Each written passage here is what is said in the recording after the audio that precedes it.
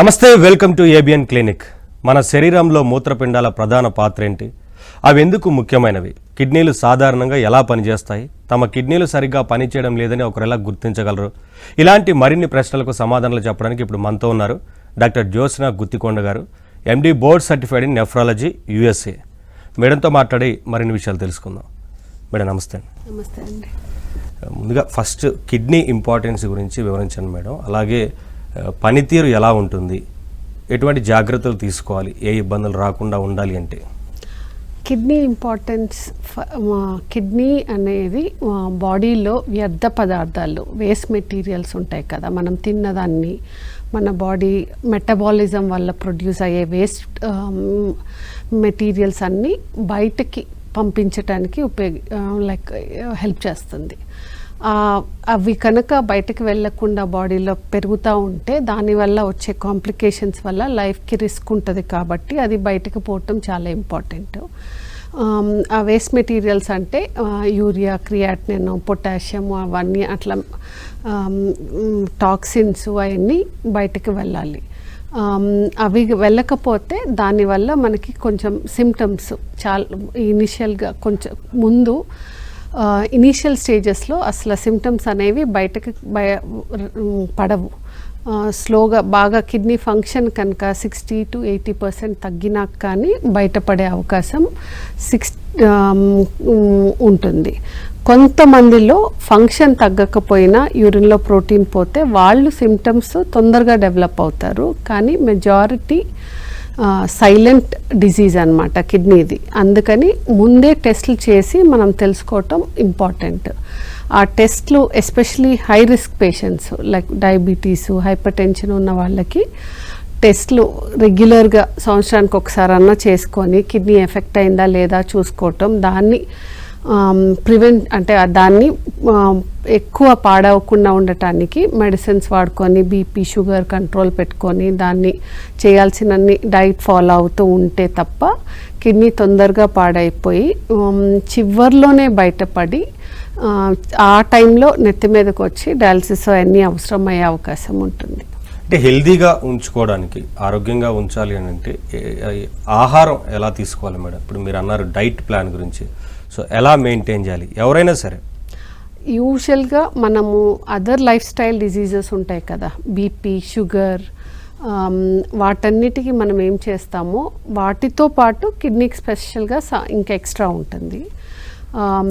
Salt అనేది చాలా important. Salt ఎంత తక్కువ తింటే అంత మంచిది. Less than 3 to 5 grams per day అంటాం. బెస్ట్ ఏంటంటే మనం కిడ్నీ డిజీజ్ ఉన్న వాళ్ళకి ఉప్పు లేకుండా వండుకొని తినేటప్పుడు ప్లేట్లో ఒక చిటుకుడు అంటే 1 gram లెక్క, 3 ఎన్నిసార్లు తింటే అన్ని చిటుకులు వేసుకొని తినగలిగితే దట్స్ ద అంటే అది బెస్ట్ పద్ధతి కిడ్నీ ప్రాబ్లం ఉన్న వాళ్ళకి. దాంతోపాటు కిడ్నీ ప్రాబ్లం ఉన్న వాళ్ళకి, మెజారిటీ ఆఫ్ కిడ్నీ ప్రాబ్లం ఉన్న వాళ్ళకి వాటర్ కూడా రిస్ట్రిక్ట్ చేస్తాము. ఒక్కొక్క పేషెంట్కి ఒక్కొక్క నంబర్ చెప్తాం. కొంతమందికి 1 లీటర్ అంటే, కొంతమందికి 1.5 to కొంతమందికి బాగా రిస్ట్రిక్ట్ చేయటం ఇంపార్టెంట్. ఇది కాకుండా, సాల్ట్ కాకుండా కిడ్నీకి మేజర్ ఏంటంటే protein intake. Protein non veg అది కొంచెం తక్కువ తిని, వెజిటేరియన్ ప్రోటీన్ అయితే కాంట్రాఇండికేషన్. చాలామంది ఏంటంటే పప్పులు అవన్నీ కూడా తినట్టే కిడ్నీ పాడైపోతుందని అపోహ ఉంటుంది. Vegetarian protein like Indian or Telugu డైట్లో తక్కువే ఉంటుంది. సో దానికి రిస్ట్రిక్షన్ ఉండదు. పొటాషియం ఉన్న వాళ్ళకి కొన్ని ఆ ప్రోటీన్లో కొన్ని వద్దంటాము. సో అసలు ప్రోటీన్ తినకపోతే వెజిటేరియన్ ప్రోటీన్ బాడీలో ఇమ్యూనిటీ తగ్గి ఇన్ఫెక్షన్స్ వచ్చే అవకాశం ఉంటుంది. సో అందుకని ప్రోటీన్ తినాలి. నాన్ వెజ్ ప్రోటీన్ తగ్గించుకొని, మాంసాహారం తగ్గించుకొని వెజిటేరియన్ ప్రోటీన్ తినటం ఇంపార్టెంట్. ఇవి కాకుండా బీపీ కంట్రోల్ పెట్టుకుంటే, బీపీకి మనం ఉప్పు, కొన్ని ప్రాసెస్డ్ ఫుడ్స్ అవన్నీ తినకుండా ఉంటే, ఈ ప్రాసెస్ ఫుడ్స్లో అన్నిట్లో ఉప్పు ఉంటుంది. సో దానికి ఆ ప్రాసెస్ ఫుడ్స్ అన్ని తినకుండా హోల్ గ్రెయిన్స్ అట్లాంటివి, మన మిల్లెట్స్ కానీ, అన్నం తినేటప్పుడు వైట్ రైస్ కన్నా బ్రౌన్ రైస్, పొట్టు ఉన్న రైస్ కొంచెం అట్లా తింటే అది కూడా బీపీ కంట్రోల్ చేయటం, షుగర్ కంట్రోల్ చేసుకోవటం, వీటన్నిటి వల్ల కిడ్నీ అనేది తొందరగా పాడవకుండా ఉంటుంది. కిడ్నీలు సరిగా పనిచేయడం లేదు అని మొదట్లోనే గుర్తించడం ఎలా మేడం? కిడ్నీ మొదట్లోనే గుర్తించడం అనేది కొన్ని జబ్బులకే కిడ్నీలో కొంత జబ్బులు నెఫ్రాటిక్ సిండ్రోమ్ అని యూరిన్లో ప్రోటీన్ పోతుంటే యూరిన్ నురుగు వస్తుంది యూరిన్ పాస్ చేసుకునేటప్పుడు, లేకపోతే కాళ్ళు వాపులు వస్తాయి. ఎస్పెషల్లీ పొద్దున లేచినప్పుడు కాళ్ళన్నీ బాగానే ఉంటాయి, రోజు గడిచే కొన్ని ఈవినింగ్ మనం నడుస్తూ ఉంటాం కాబట్టి కాళ్ళు వాపులు, పొద్దున్న లేచేటప్పుడు కళ్ళ చుట్టూరు వాపులు రావటము, ఇవన్నీ కామన్ యూరిన్లో ప్రోటీన్ పోతుంటే. ఒకవేళ కొన్ని డిసీజెస్ ఉంటాయి కిడ్నీలో, యూరిన్లో ప్రోటీన్ పోవు, కిడ్నీ ఫంక్షనే తగ్గుతుంది, వాళ్ళకి వెంటనే ఎర్లీగా గుర్తించడం కష్టం. కానీ సట్టల్ కొన్ని సైన్స్ ఉంటాయి. అట్లా ఏంటంటే యూరిన్ అనేది నైట్లో ఎక్కువ వస్తుంది. మనము లైక్ వయసు పెరిగే కొంది యూరిన్ నైట్లో ఎక్కువ వస్తుంది. కిడ్నీ ప్రాబ్లం వచ్చే కొంది యూరిన్ అనేది నైట్లోనే ఎక్కువ వస్తుంది. పొద్దునంతా చాలా తక్కువ వస్తుంది, నైట్లో ఎక్కువసార్లు వెళ్ళాల్సి వస్తుంది. అది సటిల్గా గుర్తుంచుకునే అవకాశం ఉంటుంది. దాంతోపాటు ప్రాస్టేట్ ఉన్న వాళ్ళకి షుగర్ అట్లా వయసు వచ్చే కొంది నైట్లో వస్తుంది, కానీ వయసు తక్కువ ఉండి యూరిన్ నైట్లో ఎక్కువ వస్తుంటే కిడ్నీ ఫంక్షన్ గురించి చెక్ చేసుకోవటం ఇంపార్టెంట్. ఇవన్నీ కాకుండా కొంతమందికి బీపీ అనేది వయసు తక్కువ ఉన్నప్పుడు బీపీ వస్తే కిడ్నీ ఎట్లా ఉంది అనేది ఫంక్షన్ చెక్ చేసుకోవటం ఇంపార్టెంట్. చాలామందికి బీపీ వచ్చింది అనుకుంటారే కానీ చాలామంది డాక్టర్లు కూడా బట్ కిడ్నీ ఫంక్షన్ ఎంత ఉంది అనేది చెక్ చేయరు. బీపీకి మెడిసిన్ ఇస్తారు కానీ కిడ్నీ ఫంక్షన్ చెక్ చేసుకోవటం ఇంపార్టెంట్. ఇవన్నీ కాకుండా కిడ్నీ అనేది బాడీ కొన్ని హార్మోన్స్ ప్రొడ్యూస్ చేసి హిమోగ్లోబిన్ని పెంచే పని చేస్తుంది. ఎరిథ్రోపాయిటిన్ అనే హార్మోన్ ప్రొడ్యూస్ చేసి హిమోగ్లోబిన్ పెంచుతుంది. ఆ హిమోగ్లోబిన్ నార్మల్గా ఉన్నప్పుడు మనకి బాగానే ఉంటుంది. అదే కనుక కిడ్నీ ఫంక్షన్ తగ్గినప్పుడు ఆ ఎరిథ్రోపాయిటిన్ హార్మోన్ తగ్గి హిమోగ్లోబిన్ తగ్గి మనకి ఆ హిమోగ్లోబిన్ తగ్గటం వల్ల వీక్నెస్, ఫెటీగ్, కొంచెం చేసిన ఆయాసం రావటం, బాగా అంటే చిన్న పని చేస్తే అలసిపోవటం అట్లాంటివన్నీ ఉంటాయి. ఆ హీమోగ్లోబిన్ చాలామందికి ఏంటంటే హీమోగ్లోబిన్ తగ్గిందని బ్లడ్ ఇస్తారు కానీ కిడ్నీ ఫంక్షన్ అసలు చెక్ చేయరు. సో చిన్న వయసులో హీమోగ్లోబిన్ తగ్గుతుందంటే కారణం ఎత్తుక్కోవటం అనేది ఇంపార్టెంట్. దానివల్ల కిడ్నీ ప్రాబ్లం ఉందని తెలుసుకునే వాళ్ళు కూడా ఉంటారు. ఇది కాకుండా మళ్ళీ హార్మోన్ కిడ్నీ అనేది వైటమిన్ డి, కాల్షియం మెటబాలిజంని ఎఫెక్ట్ చేసి లైక్ బోన్స్ స్ట్రెంత్ చేస్తాయి. చిన్నప్పటి నుంచి కిడ్నీ ప్రాబ్లం ఉన్నా, కిడ్నీ ఫంక్షన్ చాలా రోజుల నుంచి తక్కువ ఉన్నా బోన్స్ వీక్ అయ్యి బోన్ పెయిన్స్ అవన్నీ కూడా వచ్చే అవకాశం ఉంటుంది. ఇవన్నీ సటల్గా సిమ్టమ్స్ వస్తాయి కానీ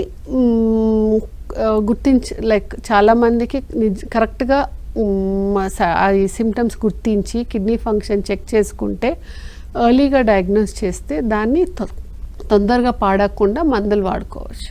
సో కిడ్నీ ఫంక్షన్ టెస్ట్ అనేది ఇంపార్టెంట్ అంటారు ఎప్పుడైనా. అలాగే తలనొప్పి, ఎసిడిటీ ఉన్నా లేదంటే జ్వరం ఉన్నా చిన్న వాటికి అందరూ కూడా ఇంట్లోనే తరచుగా మెడిసిన్ తీసుకుంటూ ఉంటారు, ట్యాబ్లెట్స్ వేసుకుంటూ ఉంటారు కదా మేడం. సో ఆ ఎఫెక్ట్ అనేది ఎలా ఉంటుంది? కిడ్నీ మీద ఎక్కువగా ఆ ఇంపాక్ట్ చూపించే అవకాశం ఉంటుందా? కిడ్నీ మీద మెడిసిన్స్ అనేవి చాలా ఎఫెక్ట్ ఉంటుంది. చాలా వరకు 90% మందులు కిడ్నీ నుంచే బయటకు వెళ్ళాలి. సో ఆ మందులు కిడ్నీ ఫంక్షన్ తగ్గే కొంది కిడ్నీ డోసెస్ అనేది బీపీ మెడిసిన్సా లేకపోతే యాంటీబయాటిక్స్ అని డోసెస్ కూడా చేంజ్ ఉంటుంది. సో ఒక కిడ్నీ ఫంక్షన్ బట్టి మెడిసిన్ డోసెస్ కూడా చేంజ్ చేసుకోవాల్సిన పరిస్థితి వస్తుంది. ఇవన్నీ కాకుండా మీరు అన్నట్లు నొప్పి బిళ్ళలు, జ్వరానికి వాడే మందులు, నొప్పి బిళ్ళలు అవన్నీ కిడ్నీ ఎఫెక్ట్ చేసే అవకాశం చాలా ఉంటుంది. ఎస్పెషల్లీ కొంతమందికి ఎక్కువ ఎఫెక్ట్ అవుతుంది రిస్క్ ఉన్న వాళ్ళకి.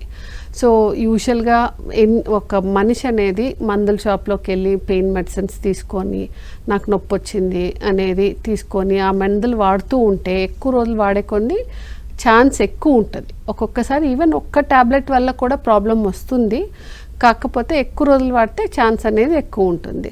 సో డాక్టర్ రాస్తారు నొప్పి తగ్గించడానికి, మేబీ వన్స్ ఒక రోజుకి 2 రోజులకి రాసినప్పుడు వాళ్ళు అదే అలవాటుగా రెగ్యులర్గా తీసుకొని దానివల్ల acute kidney failure, acute kidney injury అంటాము, దానితో పాటు ఎక్కువ రోజులు తీసుకున్నందువల్ల క్రానిక్ కిడ్నీ డిసీజ్ వచ్చే అవకాశం ఉంటుంది. సో నొప్పి బిళ్ళల్ని ఎంతవరకు అవాయిడ్ చేసి, మరీ తప్పదంటే ఏ పారాసెటమాల్ అట్లాంటివి తీసుకొని అది కూడా తగ్గించుకొని తీసుకుంటే మంచిది. ఇవన్నీ కాకుండా ఈ మధ్య చాలా పేషెంట్స్ ఆర్ డాక్టర్స్ కూడా చాలా మందులు వాడుతున్నారు అని చెప్పి వాళ్ళందరికీ ఇన్ని మందులు వాడినప్పుడు ఎసిడిటీకి మందులు వాడాలని ఈ ఎసిడిటీ మందులు ఇస్తూ ఉంటారు. టాబ్లెట్స్ బీపీకి షుగర్కి వాడుతున్నప్పుడు, యాంటీబయాటిక్ ఇచ్చినప్పుడు ఎసిడిటీ మందులు అనేది తప్పకుండా వాడాలి అని ఇస్తూ ఉంటే ఆ పేషెంట్లు కూడా రెగ్యులర్గా అది వేసుకోకపోతే ఏమన్నా అవుతుందేమోనన్న భయంతో రెగ్యులర్గా వేసుకుంటూ ఉంటారు. చాలా ఈ డేటా ఆ మెడిసిన్స్ వల్ల కిడ్నీ లాంగ్ టర్మ్లో ఎఫెక్ట్ అయ్యే అవకాశం ఉంటుంది అనేది చాలా డేటా ఉంది. సో ఇన్సిడెన్స్ తక్కువైనా కూడా ఎక్కువ మంది వేసుకుంటారు కాబట్టి ఎసిడిటీ మందులు ఆ కిడ్నీ డిసీజ్ అనేది ఉంటుంది. సో అట్లాంటి మందులు కూడా ఎస్పెషల్లీ ఎసిడిటీకి అవసరమైతే తప్ప, ఎసిడిటీ ఉంటే తప్ప వేసుకోకుండా ఉండడం మంచిది. ఇవన్నీ కాకుండా సప్లిమెంట్స్ అంటే మెడికల్గా కాకుండా వేరే సప్లిమెంట్స్గా దొరుకుతాయి కదా, ఈ లైక్ అదర్ నేటివ్ మెడిసిన్స్. ఆ నేటివ్ మెడిసిన్స్లో ఏంటంటే ఇంగ్లీష్ మెడిసిన్స్లో మనకి ఈ మెడిసిన్ వల్ల కిడ్నీ ప్రాబ్లం వస్తుంది, ఈ ఎంత డోస్ వేసుకుంటే ప్రాబ్లం వస్తుంది అనేది తెలుస్తుంది. ఎందుకు ఎవిడెన్స్ ఉంది కాబట్టి పుస్తకాల్లో చదువుతాము, దాన్ని డేటా ఉంది. కానీ ఇవి అదర్ మెడికేషన్ నేటివ్ మెడిసిన్స్ వల్ల డేటా లేదు. ఎవరికి ఎప్పుడు కిడ్నీ ప్రాబ్లం వస్తుందో వాటి గురించి మనకి తెలియదు. సో ఆ మెడిసిన్స్ అవాయిడ్ చేస్తే మంచిది. ఆ మెడిసిన్స్ వల్ల చాలామందిని మా ప్రాక్టీస్లో కిడ్నీ పాడైపోయి డయాలసిస్ వెళ్ళే వాళ్ళని కూడా చూస్తూ ఉంటాం. సో అవన్నీ అవాయిడ్ చేయటం ఇంపార్టెంట్. ఇవన్నీ కాకుండా కొంతమంది అదర్ మెడిసిన్స్ అంటే కీమోథెరపీ ఏజెంట్స్ అవన్నీ కూడా కిడ్నీకి ఎఫెక్ట్ అవుతాయి. ఎందుకంటే కిడ్నీ నుంచి మెజారిటీ మెడిసిన్స్ బయటకు వెళ్ళాలి కాబట్టి కిడ్నీ అనేది ఎఫెక్ట్ అయ్యే అవకాశం ఉంటుంది. ఇట్లాంటి మందులు వాడేటప్పుడు కిడ్నీ ఫంక్షన్ అనేది చెక్ చేసుకుంటూ ఉండటం ఇంపార్టెంట్. ఎక్కువ ప్రోటీన్ ఫుడ్ తీసుకోవడం వల్ల కూడా ఇబ్బందులు వచ్చే అవకాశం ఉంటుందా మేడం? ఎక్కువ అంటే జనరల్గా మొత్తం నాన్ వెజ్ అట్లా తింటూ ఉంటే రోజంతా అంటే వెస్టర్న్ పాపులేషన్ తింటారు కదా ఫుల్, లైక్ అట్లా తింటే వాటి వల్ల ప్రాబ్లం వస్తుంది. పరిమితంగా తీసుకొని వెజిటేరియన్ ప్రోటీన్ తీసుకుంటే ప్రాబ్లం వచ్చే అవకాశం చాలా తక్కువ. ప్రోటీన్ సప్లిమెంట్స్ చాలా మంది జిమ్కి వెళ్ళి ప్రోటీన్ సప్లిమెంట్స్ అవన్నీ ఫుల్ మొత్తం ప్రోటీనే తీసుకొని మిగతా అన్నీ తీసుకోకుండా ఉండే వల్ల ప్రాబ్లం వచ్చే అవకాశం ఉంటుంది. ఎందుకంటే ఎక్కువ ప్రోటీన్ అయ్యే కొంది కిడ్నీ పని చేయటం ఎక్కువ చేయాలి కాబట్టి దాని మీద స్ట్రెస్ వల్ల కిడ్నీ ఎఫెక్ట్ అయ్యే అవకాశం ఉంటుంది. వయసు పెరగడం వల్ల కిడ్నీ పనితీరు కూడా మందగించే అవకాశం ఉంటుందా మేడం? వయసు 40 years దాటినాక every year 1 ml/min kidney function తగ్గుతూ ఉంటుంది. సో జనరల్గా వయసు వచ్చే కొద్ది కిడ్నీ ఫంక్షన్ అనేది తగ్గుతుంది. ఎక్స్ట్రా అడిషనల్ ప్రాబ్లమ్స్ లేకుండా, రిస్క్ లేకుండా ఉంటే అది మనకి సరిపోతుంది. సో అంత వరి అవ్వాల్సిన అవసరం లేదు.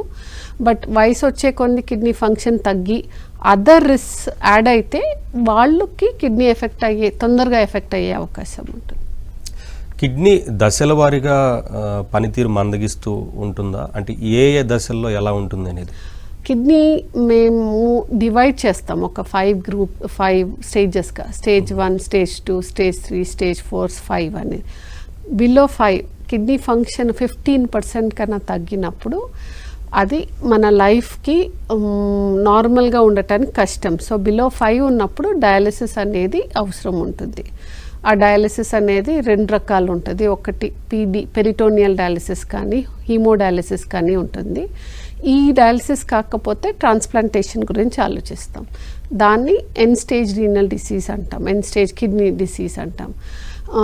స్టేజ్ 1 అంటే కిడ్నీ ఫంక్షన్ మోర్ దెన్ 90% ఉంటుంది. ఫంక్షన్ నార్మలే ఉంటుంది, కానీ యూరిన్లో ప్రోటీన్ కానీ యూరిన్లో బ్లడ్ కానీ స్టోన్ వల్ల కిడ్నీ ఎఫెక్ట్ అవటం, జెనెటిక్గా కిడ్నీలో తేడా ఉండటం, ఫంక్షన్ బాగానే ఉన్న వేరే ప్రాబ్లమ్స్ ఉన్నప్పుడు దాన్ని స్టేజ్ 1 అంటాం. స్టేజ్ 2 అంటే 60 to 90 ml per minute ఉన్నప్పుడు స్టేజ్ 2 అంటాం. స్టేజ్ 2 ఉన్న వాళ్ళని డయాగ్నోస్ ఎందుకు ఇంపార్టెంట్ ఈ స్టేజెస్, ఈ స్టేజ్లో ఏం ఎక్స్పెక్ట్ చేస్తాము, ఏమి ఇస్తే ఆ నెక్స్ట్ స్టేజ్కి వెళ్ళకుండా ఉంటుంది అనేది మేము డిసైడ్ చేసి దాన్ని బట్టి ప్రివెంట్ చేయడానికి, ప్రోగ్రెస్ అవ్వకుండా కిడ్నీ ఫంక్షన్ తగ్గకుండా కాపాడటానికి హెల్ప్ చేస్తాయి. బిలో 60 ఉన్నప్పుడు 45 వరకు స్టేజ్ 3 అంటాం. స్టేజ్ 3లో మెయిన్గా సిమ్టమ్స్ డెవలప్ అవుతాయి. అనీమియా వస్తుంది, బోన్ డిజీజ్ వస్తుంది, పొటాషియం అవన్నీ, వాటర్ బాడీలో వాటర్ ఎక్కువ ఉండటం అట్లా వస్తుంది. స్టేజ్ 4కి వచ్చినప్పుడు ప్లాన్ మెడిసిన్ ఇన్ఫెక్షన్స్ రాకుండా వ్యాక్సిన్స్ ఇవ్వటము, లేకపోతే స్టేజ్ 5 వెళ్ళే వాళ్ళకి plan A type of dialysis, transplant ఎట్లా, ఇవన్నీ మాట్లాడి ముందే ప్రిపేర్ చేసుకొని స్టేజ్ 5కి వెళ్ళకుండా ఎట్లా ఎన్ని రోజులు పొడిగించవచ్చు అనేది ప్లాన్ చేయడానికి ఈ స్టేజెస్ అన్నీ ఇంపార్టెంట్. కిడ్నీ వ్యాధుల్ని నివారించడంలో మేడం వ్యాయామం ఎలా ఉపయోగపడుతుంది, ఎలా ఉండాలి అని? వ్యాయామం అనేది చాలా ఇంపార్టెంట్.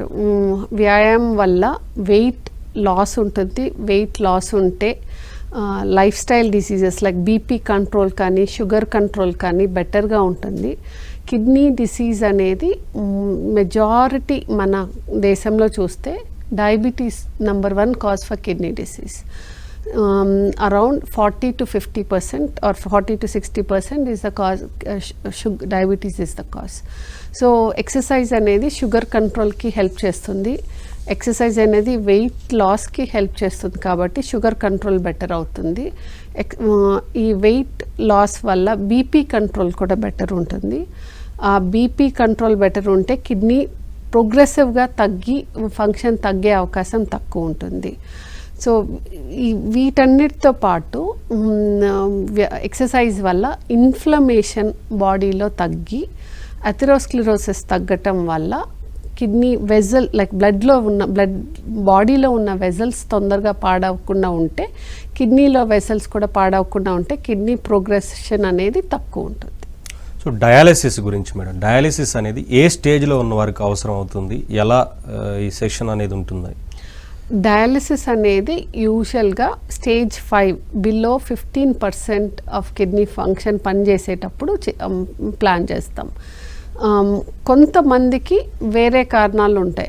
ఇది క్రానిక్ లైక్ పొటాషియం ఎక్కువైనా, హార్ట్ పంపింగ్ సరిగ్గా లేకపోయినా, కిడ్నీ ఫంక్షన్ గురించి చూడకుండా అవసరాన్ని బట్టి చేస్తాం. బట్ ఒట్టి కిడ్నీ ప్రాబ్లం ఉన్న వాళ్ళకి బిలో 15% ఆఫ్ ఫంక్షన్ పనిచేసినప్పుడు డయాలిసిస్ చేస్తాం. డయాలిసిస్ అనేది 2 రకాలు, ఒకటి హీమోడయాలిసిస్, ఒకటి పెరిటోనియల్ డయాలిసిస్. హీమోడయాలిసిస్ అంటే రక్తాన్ని బాడీ నుంచి తీసి మెషిన్లో ఆ ఫిల్టర్ని మెషిన్లో ఫిక్స్ చేసి ఆ రక్తాన్ని ఆ ఫిల్టర్ ద్వారా మెషిన్ను శుద్ధి చేస్తుంది, వేస్ట్ మెటీరియల్స్ అన్ని తీస్తుంది. ఆ క్లీన్ అయిన బ్లడ్ని మళ్ళీ వెనక్కి బాడీలో పంపిస్తాం. దాన్ని హీమోడయాలిసిస్ అంటాము. అది వారానికి 2 నుంచి 3 సార్లు చేస్తాము. అది ఒక్కొక్క సెషన్ అనేది 4 hours అనేది లైక్ కొంతమందికి ఎక్కువ చేస్తాం అవసరాన్ని బట్టి, కొంతమందికి తక్కువ. బట్ యావరేజ్గా 4 hours ఫర్ ఈచ్ సెషన్ చేస్తాం. Mostly 2 to 3 times a week. దాన్ని హీమోడయాలిసిస్ అంటారు. ఆ రక్తం తీయటానికి ఒక చిన్న సర్జరీ చేసి ఫిస్టులా అంటే 2 రక్తనాళాలని, ఒక వెయిన్ని, ఒక ఆర్టరీని. ఆర్టరీ అంటే హార్ట్ నుంచి వచ్చే రక్తనాళం బ్లడ్ ఫ్లో ఫాస్ట్గా వస్తుంది. ఫాస్ట్గా వచ్చినప్పుడు అది వెయిన్, చాలా సన్నగా వెయిన్ ఉంటుంది. ఆ ఫాస్ట్గా వచ్చే బ్లడ్ ఆ వెయిన్ని పెద్దది చేస్తుంది.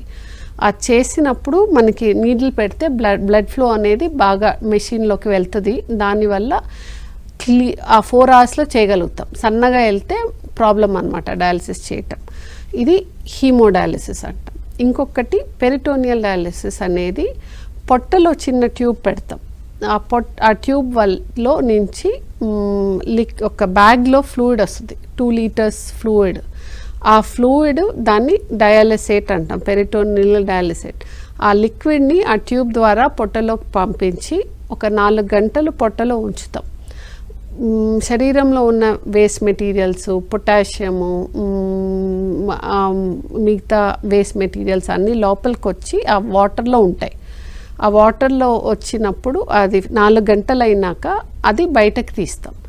దానివల్ల బాడీలో వేస్ట్ అన్నీ పోతుంటుంది. రోజుకి 3 సార్లు 3 ఎక్స్చేంజెస్ చేస్తాం.